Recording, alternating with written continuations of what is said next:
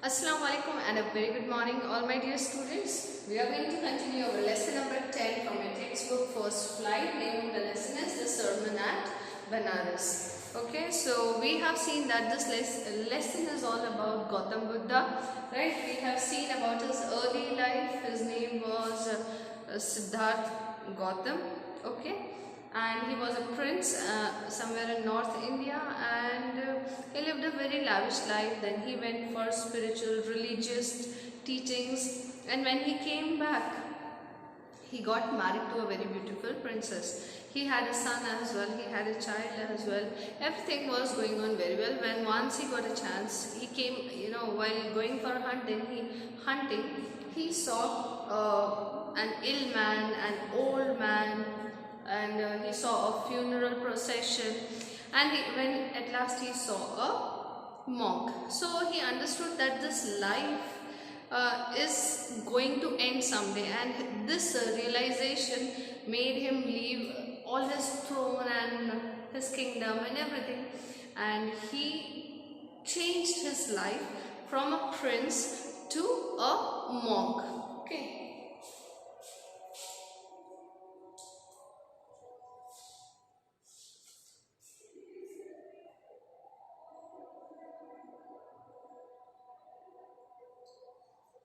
So we saw that he has given his first sermon at Benares, then after his enlightenment. Okay, and here in the second part of the story, we come to we saw that there was a woman whose name was Kisa Gautami. She had lost her son. Her son had died, and she had only her son in her life and nobody else. So she was not leaving the child, and she was going to everybody around her and asking for some medicine that can make her child wake up from the sleep of death. So everybody was quiet, but one person said that I cannot give you a medicine, but yes, there is one person who can help you out, who can help you with your son. So she asked who it is, and then he referred to here it is. I cannot give thee medicine for thy child, but I know a physician who can. And the girl said, pray tell me, sir, who is it? And the man replied, go to Shalyamuni, the Buddha. So he referred to Buddha, okay, who was also called Shalyamuni. When Kisa Gautami went to him, he said, okay, I will cure your child's illness. He would be able to wake up. But you have to do something. And what was that? He asked Kisa Gautami to go and bring a handful of mustard seeds. I told you mustard seeds ka matlab hai rye, sarso ke dane, which is rye, black color, which is used in the kitchen. You can ask your mother as well if you don't know. So she said, very happily said, oh yes, I will bring it very soon. And in the love, in deeply love with her son, she immediately stood up for going. But then Gautam Buddha told her that one condition you should ask from wherever you are going to bring the mustard seeds, and that was the mustard seeds. This much fistful of mustard seeds. These mustard seeds must be from such a family where there is no loss of either son, daughter, parents or any relatives.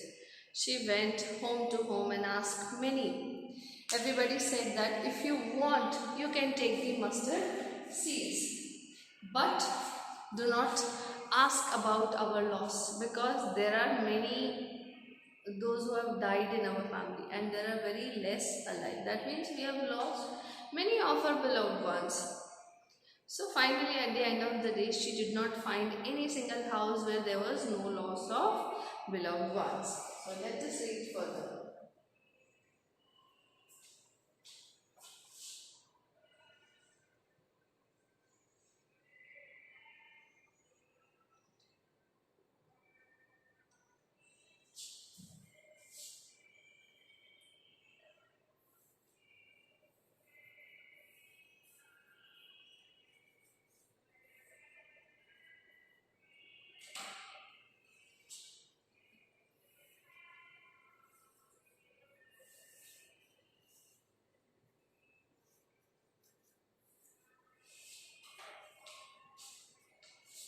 Kisa Gautami became weary. Weary means tired. She became weary and hopeless and sat down at the wayside watching the lights of the city as they flickered up and were extinguished again. So, when she was tired and she did not get any house in which there was no loss of a beloved one, she got tired because she was not able to arrange for the mustard seeds. So what did she do? She stood on a wayside. That means वही सड़क के किनारे पर बैठ गई and she started looking at one side of the village where there were many houses, and because it was around evening time, right, and the night was about to start, शाम ढल रही थी और रात शुरू हो रही थी. So in villages during those days, children, we all know that electricity was not there, but the lamps were, oil lamps were used. दिए जलाए जाते थे, right, या कोई बड़ी चीज में, but मशाल जलाई जाती थी. So that was a real fire. So when Kisa Gautami started looking towards the houses, the city which were there away, she noticed one thing. She could see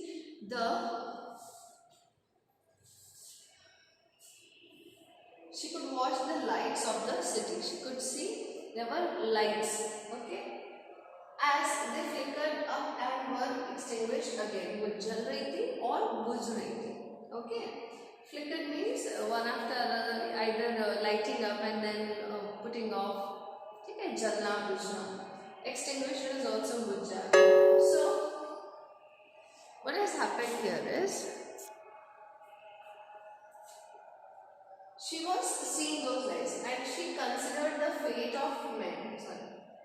At last, the darkness of the night reigned everywhere. That means, when it was, the evening was about to end and the night was about to commence.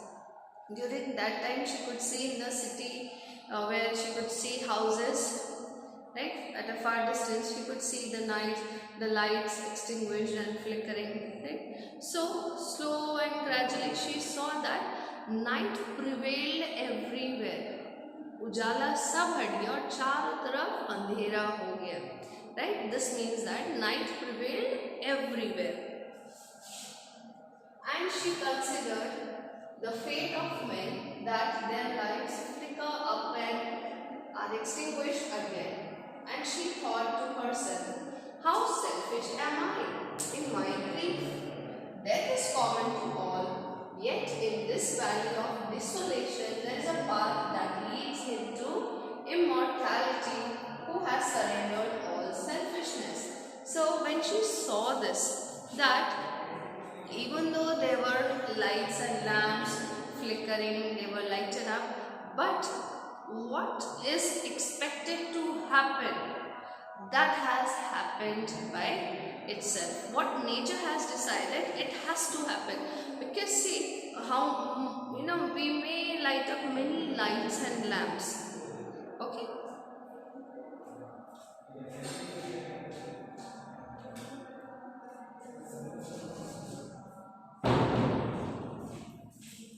Yes, children. We may light up many lights and lamps, but one thing that we cannot deny is darkness prevails every day, and after every darkness and after every night there is morning, there is sunshine. So what is going to happen will happen, and we don't have any control over nature. Likewise, she understood that it is fate of men. ये इंसान की किस्मत है. One who takes birth has to die. Now see, Gautam Buddha knew this, that everybody in this world has lost one beloved person. किसी ने किसी ना किसी को खोया है, जिन्हें हम बहुत चाहते हैं. Maybe in your family also, you must have lost your grandparents, dada, dadi, nana, nani, kaka, anybody. We love them very much, and their loss, it is really painful.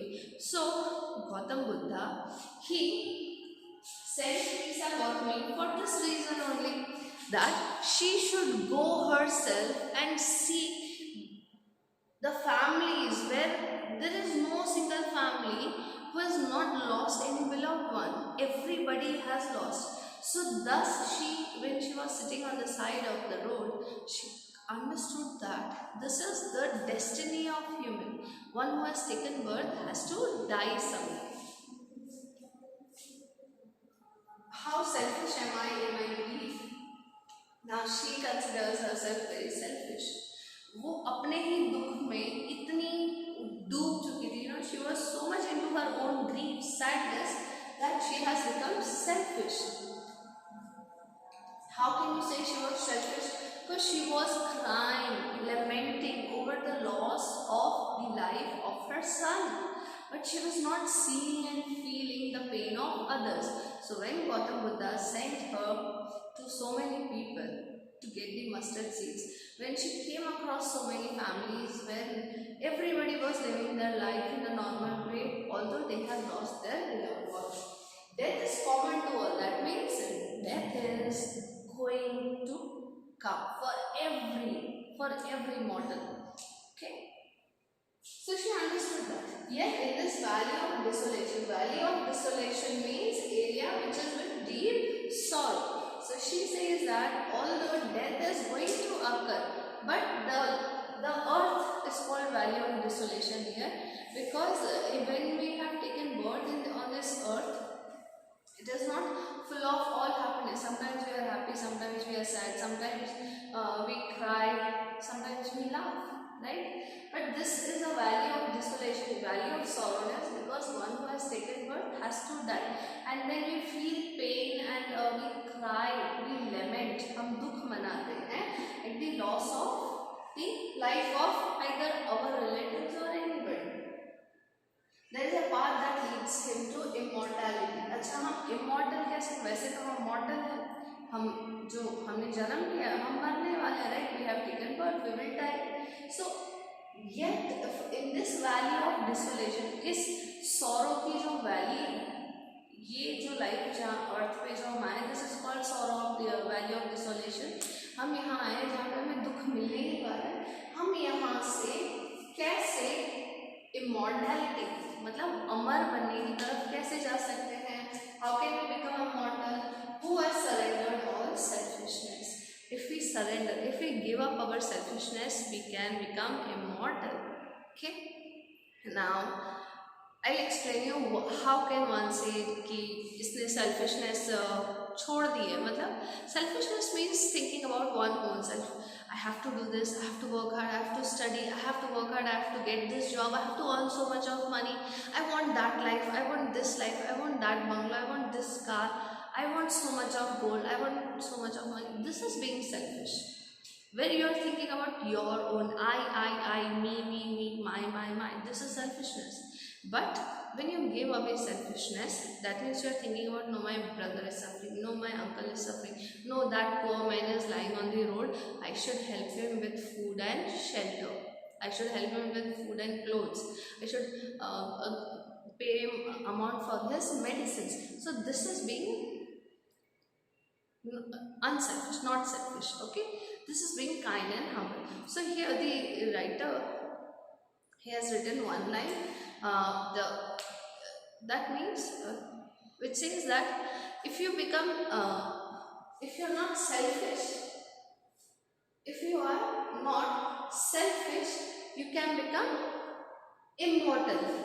For example, Mahatma Gandhi, he was already belonging to a very rich family. He had studied in Africa during those days when nobody can travel from one place to another. He had traveled all the way to Africa. He was becoming a lawyer. If he must have thought he could have earned a lot of money and could live a good life with Britishers, but no, he opted for right thing. He was not selfish. He did not enjoy his own life and legacy. उसने अपना ही नहीं सोचा, जबकि वो आराम से रह सकते थे, एक अच्छी जिंदगी जी सकते थे. There he left his all facilities and good sophisticated life and went among the people where he did not even wore kurta. He said that unless and until each and every Indian would have clothes to wear, I won't wear my kurta. So he had given away that also. Likewise, Nelson Mandela. Nelson Mandela was born in a royal family, but what did he do? He fought for the betterment of his people. He said that until and unless my people are not happy, I cannot be happy. This is being not selfish. So when you do such selfless things, जब आप ऐसे selfless काम करते हैं, अपने लिए नहीं अपने लोगों के लिए सोचते हैं, दूसरों के लिए सोचते हैं, यू बिकम इमॉर्टल, तुम अमर बन जाते हो. सी, although Gandhi ji, neither I have seen nor my mom and dad have seen them, nor your father nor your grandparents must have seen Gandhi ji. Maybe 2 generations before he must be there. हमने उन्हें नहीं देखा. Still we are seeing his photos in books, we are reading his lessons, we are discussing about him. So he has become immortal.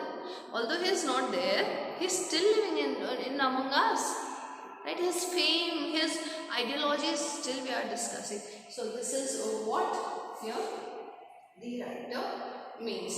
So please read this paragraph and try to understand. If you find any difficulty, let me know. Have a great day, children.